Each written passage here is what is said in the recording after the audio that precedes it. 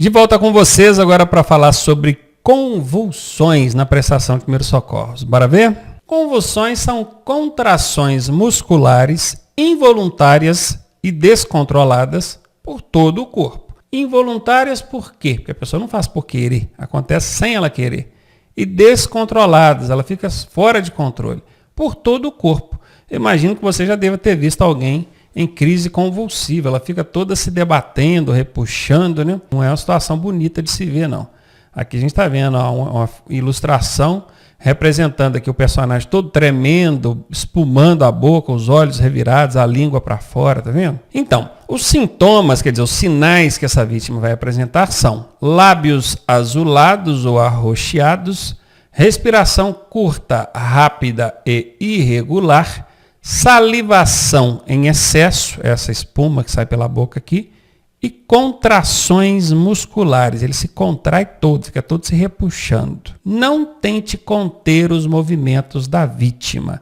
Você vai sim proteger a cabeça dela para evitar que ela bata com a cabeça no chão, no meio-fio, em alguma pedra, mas tentar segurar para conter esse descontrole muscular aqui em relação das contrações musculares, isso não, tá?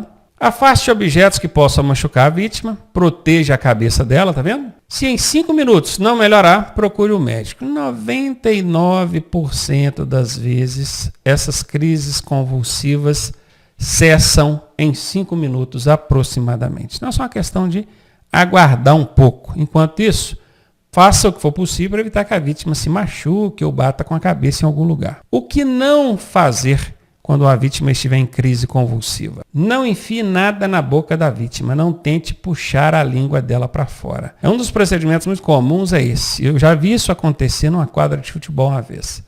Um dos rapazes que estavam jogando futebol caiu lá numa crise convulsiva, então ele começando a se repuxar, os outros acordam querendo enfiar a mão na boca para puxar a língua para fora. Não há necessidade disso. Calma, é só esperar que ela vai melhorar. Não ofereça líquido à vítima, aliás, isso aqui é um padrão, né? Oferecer líquido para a vítima não é procedimento adequado em caso de prestação de primeiros socorros.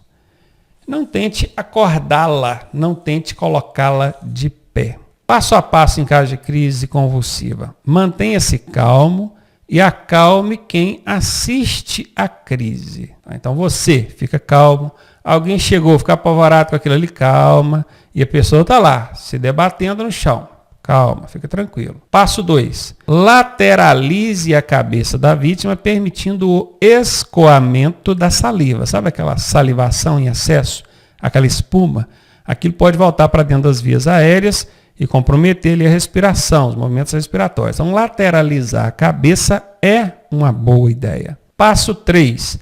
Afrouxe as vestes no pescoço, peito e cintura, que é para ela ficar bem à vontade, ter a melhor ventilação possível. Passo 4. Apoie a cabeça da vítima para evitar traumas.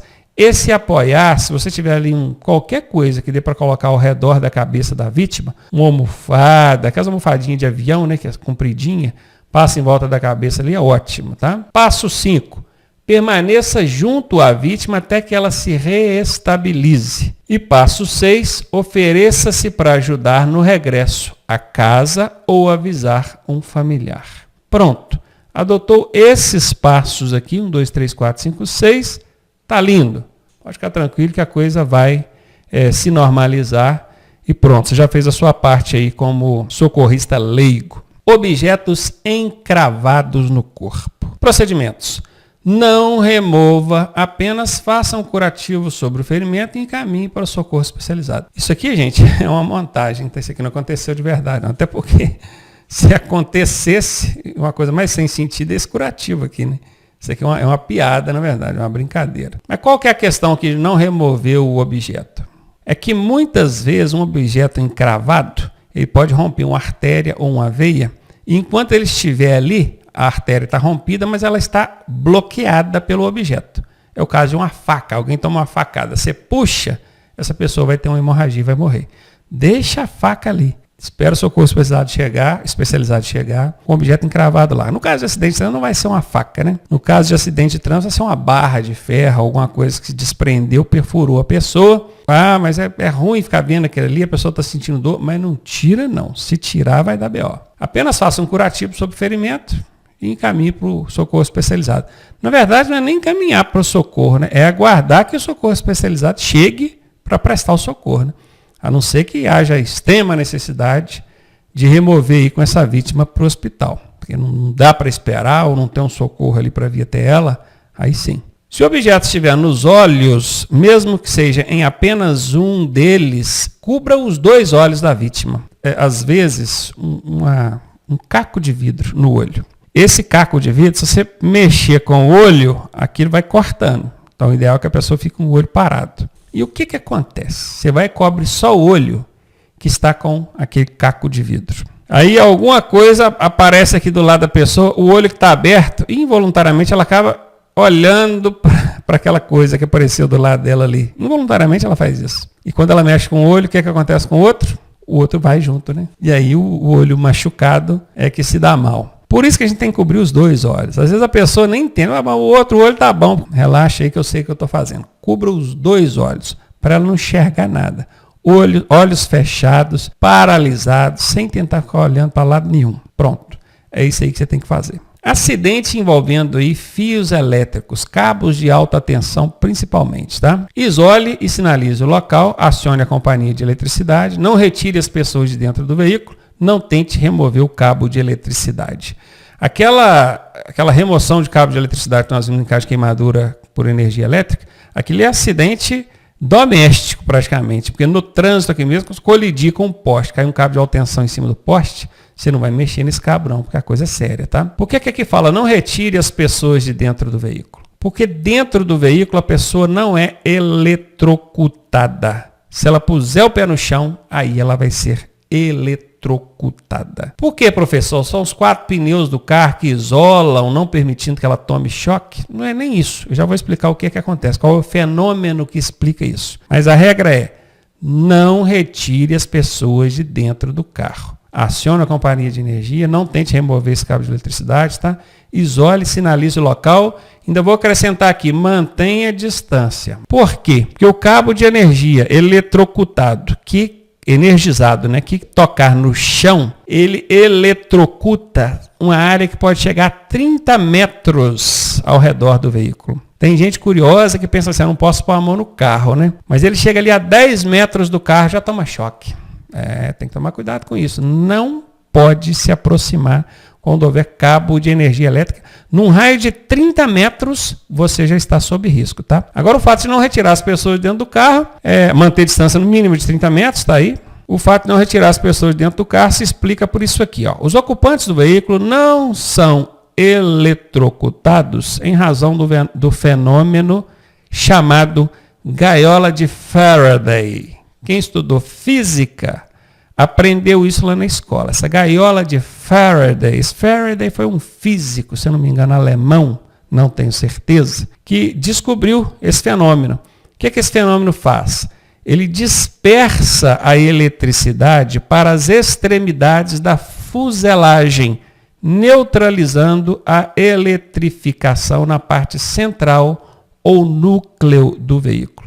Então acontece isso aqui, tá vendo esse raio representando aqui a eletricidade? Então, a tendência da eletricidade é ir para as extremidades, tentando fugir daquela área ali de confinamento. E não o contrário, a eletricidade não vem para o núcleo, para o centro desse objeto. E é por conta disso que os ocupantes do veículo não são eletrocutados. Assim também acontece com o avião. Acho que raio cai em cima de avião? Um monte. E por que você não toma choque? Porque ele é isolado? Não, é por causa da gaiola de Faraday. Acidentes com motocicletas. Procedimentos. Faça como nos outros acidentes. Cena, sinalização, resgate. Mantenha a vítima em repouso. Abra a viseira e a jugular do capacete. O que é jugular? aquela cordinha que tem debaixo, aquela correinha, né, que tem debaixo do capacete, para prender o capacete. Avalie a vítima, isso do protocolo XABCDE, né, que agora não é só ABCDE mais. Não remova o capacete dessa vítima. Transporte de acidentados. Olha, a regra número 1 nós já aprendemos, né? Não remover a vítima do acidente. Ó, esqueça a ideia de colocar a vítima no primeiro carro que passar. Isso nunca é uma boa ideia, principalmente no primeiro carro, que é uma ação precipitada, né? Se necessário removê-la, quer dizer, não tem jeito, tem que remover com essa vítima. Imobilize-a numa maca improvisada, nós já vimos isso. Tente minimizar ao máximo os movimentos com a vítima. Utilize a ajuda de várias pessoas, conforme ilustração. Só remova se houver situação de perigo iminente, também já falamos disso. É risco de incêndio, desabamento, afogamento, aí sim tem que remover. Não dá para ficar esperando o socorro chegar e a pessoa afogando, morrendo queimada, né? Formas diversas de transportar uma pessoa. Tá vendo aqui? O camarada fez o quê? Ele chegou por trás, apoiou a cabeça no peito dele e pegou debaixo dos braços. Os braços e as pernas vão se arrastar, não tem problema. Se cuidando aqui da região torácica e cabeça, tá ótimo. Tem também aquele transporte em cadeira, que pode ser feita desse tipo. Tem aquele transporte passando o braço do cara sobre o seu pescoço e a sua mão na cintura dele aqui. Tem o transporte realizado também no colo, conforme ilustração. E tem até aquele de cadeirinha, né? Os dois fazem uma cadeirinha, a pessoa senta e vai. É claro, gente, que cada procedimento desse depende da lesão da vítima. Imagina esse aqui, ó. Esse aqui, eu vou colocar aqui o número 3 para ele, ó. Imagina se essa pessoa tem uma lesão na perna aqui ou coisa do tipo. Você vai colocar ele em pé? Não vai. Já essa pessoa que teve uma lesão na perna pode ser transportada nesse aqui, ó, o número 5. Ah, quebrou o pé, a perna, não tem mais nada. Beleza. Consegue ficar sentado? Sem dor? Consigo. Então pode fazer esse tipo de transporte. Esse aqui, que é o número 4, por exemplo. Pensa uma vítima aqui com lesão na coluna. Você pegando ela desse jeito. Vai comprometer. Claro que você não vai fazer isso. O ideal talvez fosse transportar ela de outra maneira. Essa número 2 aqui também ó, pode ser adotada a depender do tipo de lesão. Essa aqui também, arrastando a pessoa para longe do perigo do fogo, ou seja lá do que for, né? Vamos botá-la aqui como número 1. O que não pode de jeito nenhum é pegar a pessoa pelos braços ou pelas pernas. Isso é o que a gente mais vê. Quando a gente chega no local do acidente, tem duas pessoas pegando pelos braços, um pegando uma perna, outro pegando a outra. E de jeito nenhum você pode pegar pelos braços ou pernas. Principalmente a cabeça ficando pendurada. Não pode, tá? Cuidado com isso. Combustível na pista, o que a gente faz? Isole a área, sinalize o local e mantenha a distância. Ok. 1, 2, 3 procedimentos. Utilize pó de serra, cal, terra, qualquer material granulado não reagente para absorver o material. Não acenda isqueiros ou qualquer artefato que possa provocar incêndio. Produtos perigosos. Isole a área, sinalize o local e mantenha a distância. Mesmo padrão do anterior, né? Acione o resgate e equipe especializada. Nesses produtos perigosos, pode ver que aqui tem a identificação, o painel de segurança, rótulo de risco. Esses caminhões, caras, eles têm um envelope de transporte ali com a ficha de emergência, que tem todos os dados do produto. Então ali você vê para quem ligar, porque também não adianta ligar para qualquer um. O que a PM vai chegar ali e vai fazer o quê? Tudo bem, pode acionar a PM. Mas isso aqui é pessoal especializado, treinado, eles requerem equipamento, olha aqui, o cara com máscara de oxigênio, roupa para isolar ali intoxicação, extintor na mão. Tem um monte de procedimentos aqui, equipamentos e procedimentos que só profissionais especializados para aquele produto vão saber resolver. Então esses veículos de transporte de produto perigoso, normalmente não, eles têm essa ficha com os dados do produto, os telefones de emergência para quem ligar. É ali que você deve ligar, tá? Avalie muito bem os riscos antes de tentar qualquer coisa. Lembre-se, nós estamos falando aqui de produtos perigosos, tá? Pode ser material explosivo, pode ser material inflamável, tóxico. Regras sagradas. Bom, agora nós chegamos numa tela aqui que vocês vão me xingar quando ver o que tem nessa tela. Essa tela que vocês estão vendo aqui. Tudo que nós vimos até agora nessas aulas de primeiros socorros, eu vou conseguir resumir em 10 regras sagradas. Se você decorar essas 10 regras sagradas, para fins de prova você consegue responder as questões. Para fins de prestação de socorro, talvez não. Por isso que eu precisei explicar tudo para vocês, tá? Então não precisa me xingar, não. Tem gente que fala assim, pô, por que você não mostrou logo isso aí? Isso aí que interessava, eu quero passar. Calma, eu preciso ensinar o conteúdo. Vai que amanhã vocês encontram comigo acidentado no trânsito aí e eu preciso da sua ajuda. Regra número 1, cuide da sua segurança em primeiro lugar. Sinalize o local e chame o resgate. Isso é a primeira coisa em prestação de meus socorros. Isso é a primeira coisa acima de tudo. Regra número 2, proteja-se, evitando contato com sangue ou secreções.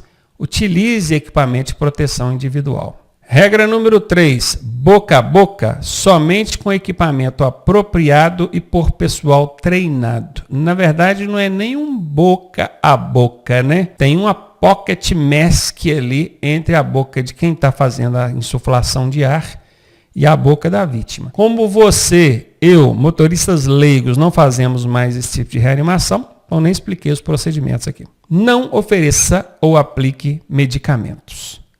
Não dar líquido para a vítima com suspeita de lesão interna, mesmo que ela peça. Regra número 6, não utilize as técnicas de garroteamento e torniquete. Nós falamos disso, não falamos? Regra número 7, não mexa no membro fraturado. Limite-se a imobilizá-lo. Regra número 8, evite remover a vítima.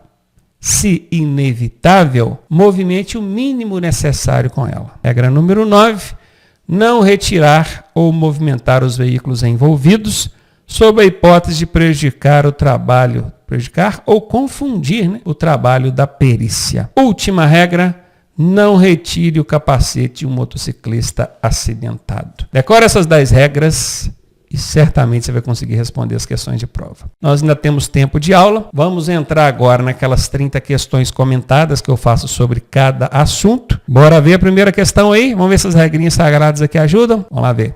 Em caso de acidente, nós devemos socorrer a vítima imediatamente? Não. A regra sagrada número 1 diz que a primeira coisa é cuidar da segurança, sinalizar o local e chamar o resgate, não é? Prestar auxílio desde que não corra risco pessoal? Ok. A regra número 2 diz isso, ó, proteja-se, evite contato com sangue ou secreções.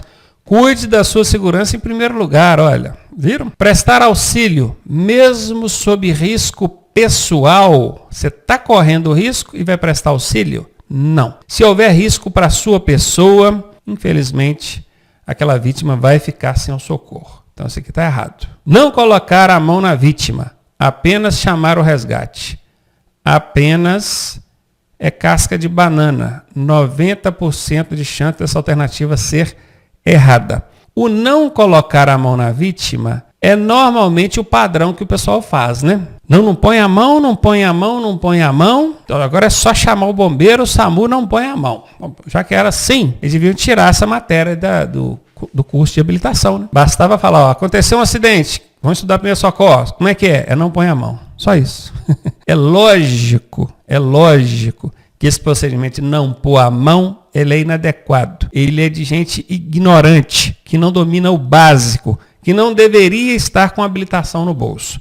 Porque hoje, para ter uma habilitação, você tem que ter os conceitos básicos, que foram esses que nós vimos aqui. Você achou que é muita coisa? Isso aqui é o básico do básico do básico do básico em prestação de primeiros socorros. É o básico do básico. Todo condutor tem o dever de dominar isso que nós vimos aqui até agora. Então, o tal do não põe a mão, só chama o resgate, é errado. A resposta aqui é a letra B, prestar auxílio, desde que não corra risco pessoal. Está aí confirmada a letra B, a resposta da questão número 1. Questão número 2. Uma pessoa acabou de ser atropelada e está caída na pista. O que fazer, hein? Remover imediatamente a pessoa para a calçada? Bom, o remover já não é uma boa ideia. Imediatamente, que é a questão do imediatismo, precipitação, aí que não é boa ideia mesmo. Esquece isso aqui. Apenas anotar a placa do veículo que atropelou. Então, é isso aqui que você tem que fazer, só isso, mais nada. Olha o apenas aqui. Apenas é o quê? Quem está treinado com a gente aí já sabe. Casca de banana, 90% de chance dessa alternativa ser falsa. Nesse caso, ela é falsa. Sinalizar o local.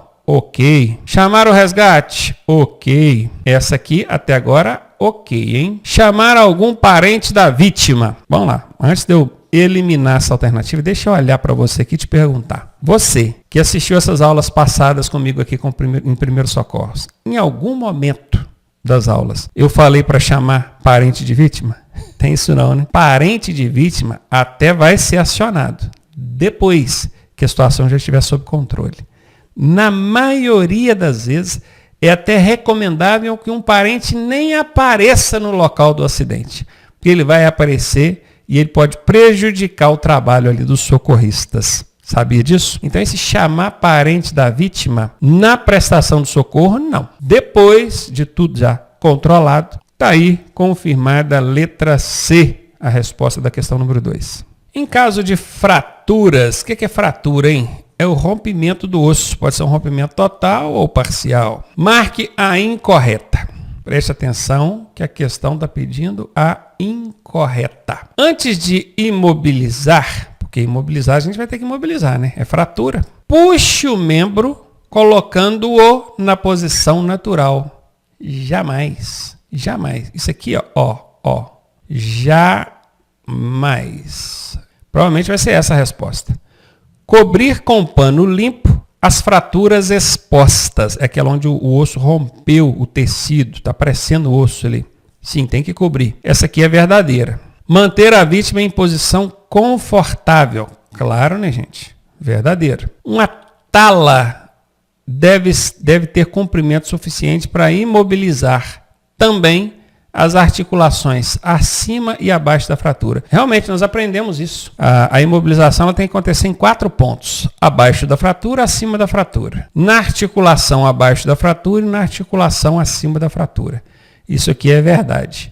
A letra A realmente é falsa, é incorreta. E nós estamos procurando ela, não é? Isso aí. Confirmada a alternativa A, a resposta da questão número 3. Questão número 4. Marque a alternativa incorreta. No que diz respeito a um número de emergência, qual é a incorreta, hein? 192 SAMU, 193 COBOM, 181 Resgate, 190 Polícia Militar. Qual dessas aqui é a incorreta? Bom, eu lembro de ter falado com vocês que isso é uma sequência. 190, 191, 192, 193. É uma sequência, viu? 90, 91, 92, 93. 181 não está dentro da sequência aqui não. Ó. Então, a errada está aqui. Ó. Essa é a incorreta. 181 é disque denúncia, não é resgate não, tá?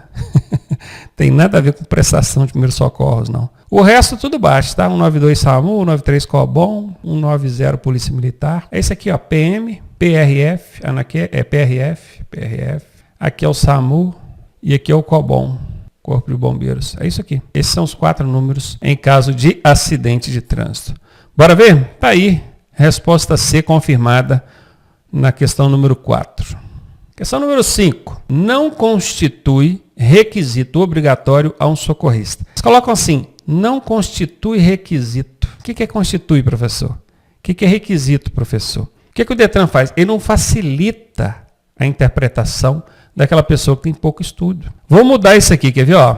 Não é obrigatório a um socorrista. Tira esse constitui requisito e coloca assim, só um é. Não é.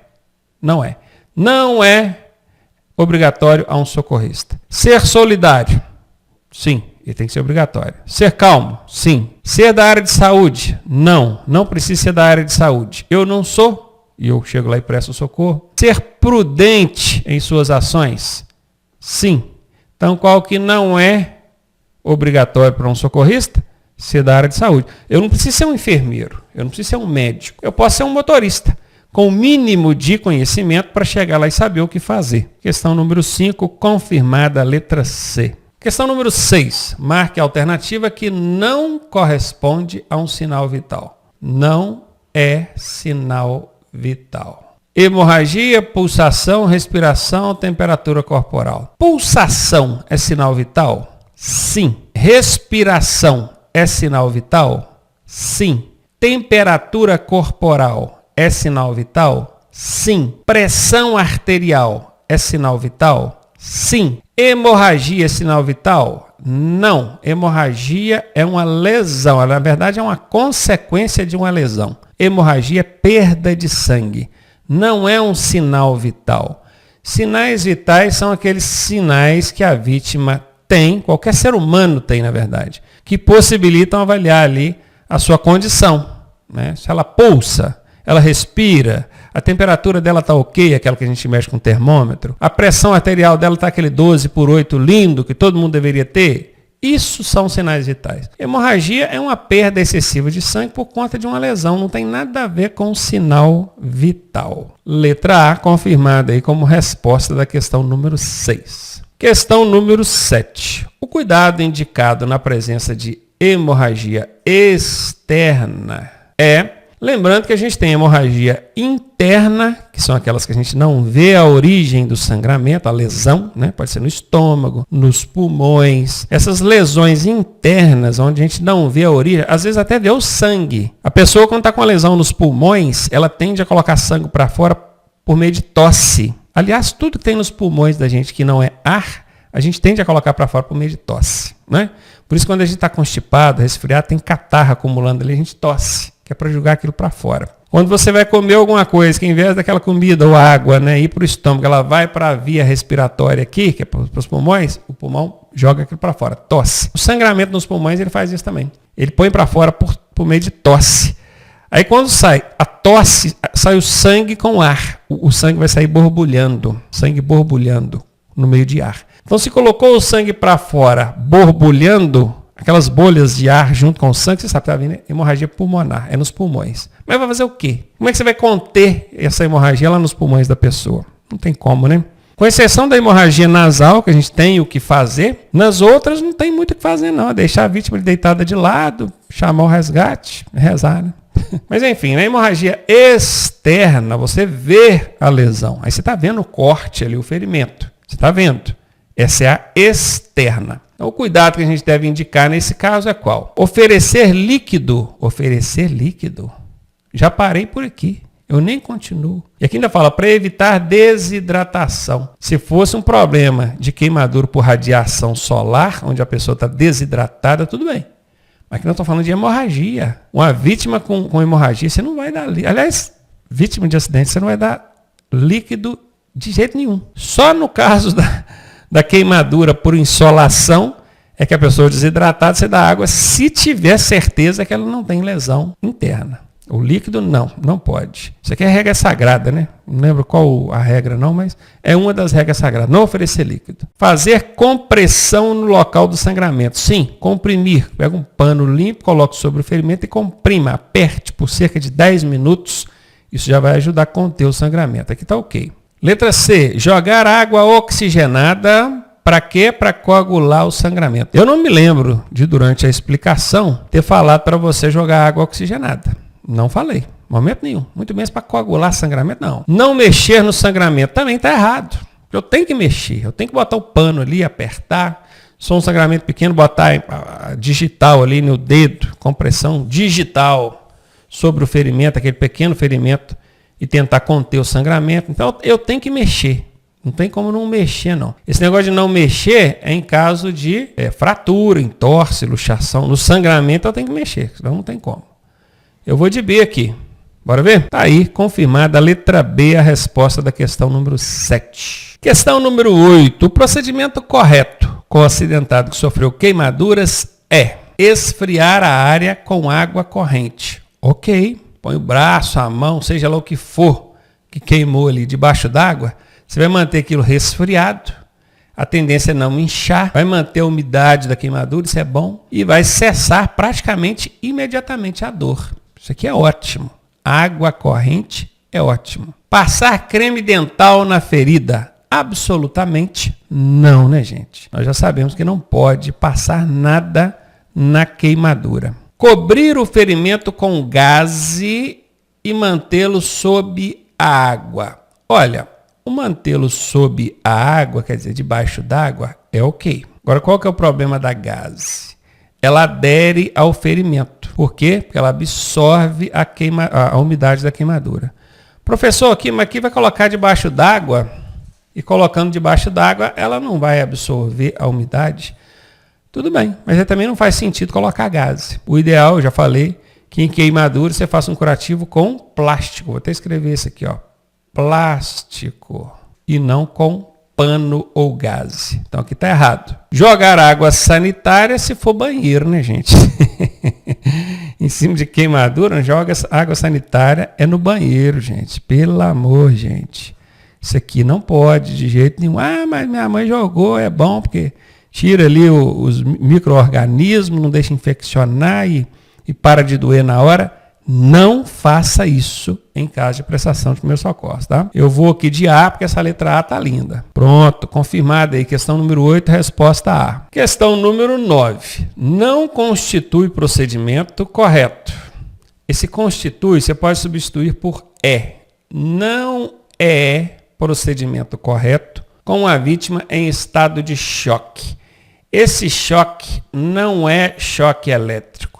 Quando fala estado de choque, é o organismo, depressão do organismo, em razão de falha circulatória. O que eu não posso fazer? O que está fazendo? Não é procedimento correto, eu não posso fazer. Manter a vítima deitada com as pernas elevadas, caso não haja fratura nessa região. O estado de choque é a falta de oxigenação no cérebro, por conta das falhas circulatórias. A pessoa está com pouco volume de sangue, e é o sangue que leva a oxigenação para o cérebro. Aí se não tem sangue circulando, chega pouco oxigênio no cérebro, a pessoa desmorona. Entra em estado de choque. O que você tem que fazer? Cabeça para baixo, pernas para cima, que é para o sangue circular com mais facilidade na cabeça. Então isso aqui é ok. Manter a vítima deitada com as pernas elevadas, mais ou menos por 30 centímetros, eu lembro de ter falado isso com você lá nas aulas, elevadas por cerca de 30 centímetros, caso não haja fratura nas pernas, né, gente?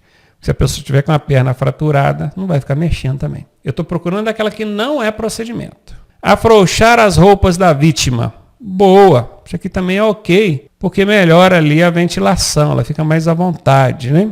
C. Monitorar os sinais vitais. Quais são os sinais vitais? Pulso, respiração, pressão arterial. Vou escrever aqui em cima. Pressão arterial. O que mais, gente? Me ajuda a lembrar aí. Temperatura corporal. E aí ainda pergunto, desses 4, qual que não varia conforme a idade? Não vou falar não, porque vai perguntar daqui a pouco. E aí, certamente vai perguntar, né? Tô apostando aqui. E você vai saber a resposta. Essa temperatura aqui, ele fica entre quê? Entre 36 e 37. Tá ok, tá, professor? Isso aqui é ok. Isso aqui é ok. Se tiver menos de 36 é hipotermia. Se tiver mais de 37 é febre. Enfim, tudo que nós já estudamos, né? Então, monitorar os sinais vitais, ok. Colocá-la sentada, pois assim se reabilitará mais rapidamente. Claro que não. Nós já aprendemos que uma vítima em estado de choque tem pouca oxigenação no cérebro por conta de baixo volume sanguíneo. Eu preciso fazer esse pouco sangue que ela tem chegar no cérebro, na cabeça. Eu vou pô-la sentada em pé? Não. Eu vou colocá-la numa tábua com a cabeça para baixo e as pernas para cima, elevadas aqui cerca de 30 centímetros. Bota um tijolo aqui, né? Esse aqui, ó, tá lá aqui deitado, os bracinhos aqui. Cabeça para baixo, pernas para cima. E não sentada. Aqui não. Tá errado. Essa aqui não é procedimento correto. Eu estou procurando qual que não é, eu vou nela. Tá aí, resposta D na questão número 9. Questão número 10. Qual informação não é relevante? O que é relevante, professor? Importante. Se falar importante, você entende, né? Mas se falar relevante, você fica em dúvida. Aí para que o Detran vai colocar uma coisa que você entende, né? É claro que ele vai colocar uma coisa que vai te deixar em dúvida. Qual é a informação não é relevante ao ligar para o resgate? Estou ligando aqui para chamar o socorro especializado. Ele vai me pedir algumas informações. Qual informação que não é importante para o resgate? Descrição do acidente e a sua gravidade. A descrição é dizer o que aconteceu. Hoje mesmo eu fiquei sabendo aqui de um acidente na nossa cidade, na vizinhança aqui, onde uma carreta saiu de dentro de um posto de gasolina, tinha um Palio que estava na frente, não conseguiu parar, colidiu no meio dessa carreta. Esse Palio tinha 5 pessoas, todas estavam desacordadas e com ferimentos graves, aparentes ferimentos graves. E um outro veículo que estava vindo atrás também não conseguiu parar, tinha 2 pessoas, colidiu também, mas com menor força, né? Colidiu mais devagar, menor velocidade. Então, só ferimentos leves. Os 2 ocupantes desse segundo carro estavam conscientes, com arranhões, alguns cortes pequenos, mas estavam andando, conscientes, tudo ok. E o motorista da carreta não sofreu nada, né? Quem fez a lambança toda. Eu preciso narrar isso por socorro especializado. Eu preciso saber quantas vítimas foram envolvidas. Nesse caso aqui foram 5 no carro da frente, 2 no de trás e mais um motorista da carreta. O motorista da carreta sofreu nada. Os 2 do carro de trás sem lesão de gravidade maior. E os 5 do carro da frente, o resultado, eu fiquei sabendo agora há pouco no noticiário, 3 ocupantes desse carro da frente faleceram e 2 estão em estado grave. Dentre os 3 que faleceram, uma criança de 10 anos, por conta de um erro de um carreteiro que saiu de um posto de gasolina sem olhar. Tá vendo? Mas enfim, eu tenho que saber descrever, explicar para o socorrista lá, para quem recebeu a ligação, como é que foi o acidente, que veículos envolvidos, como é que foi a dinâmica da situação. Isso aqui sim, isso aqui é relevante. A localização do acidente é relevante? Claro, isso aqui é relevante, sim. Endereço e telefone das vítimas? Pensa comigo, do que interessa para o pessoal do bombeiro ou do SAMU saber onde é que as vítimas moram, ou então o telefone das vítimas. Nem o nome interessa. Na hora lá ele até pergunta, porque depois vai precisar de fazer o relatório, mas na hora de prestar o socorro mesmo, nem o nome. Então, endereço e telefone das vítimas, absolutamente, isso aqui não é importante na hora que você está ligando lá para o resgate. O número de vítimas, sim, isso é muito importante. Sim, isso aqui certamente é a resposta da questão. Bora ver? Está aí confirmada. Letra C, a resposta da questão número 10. Vou pausar por aqui, a gente volta na próxima aula falando das 20 questões que ainda faltam comentar sobre primeiros socorros. Espero você na próxima aula, hein?